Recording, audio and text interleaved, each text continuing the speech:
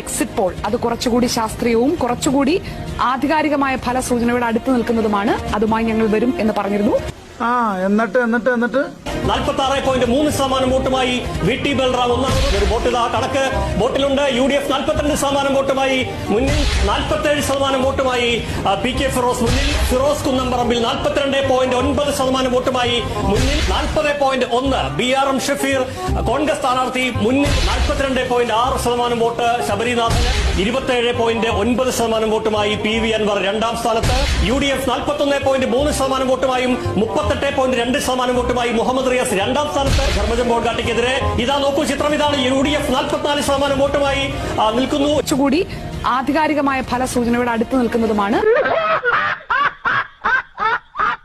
മനോരമ പോലൊരു പത്രം കോൺഗ്രസിനുള്ളപ്പോൾ പിന്നെ എങ്ങനെയാണ് വീക്ഷണം ഗതിപിടിക്കുക? മനോരമ പോലൊരു പത്രം കോൺഗ്രസിനുള്ളപ്പോൾ പിന്നെ എങ്ങനെയാണ് വീക്ഷണം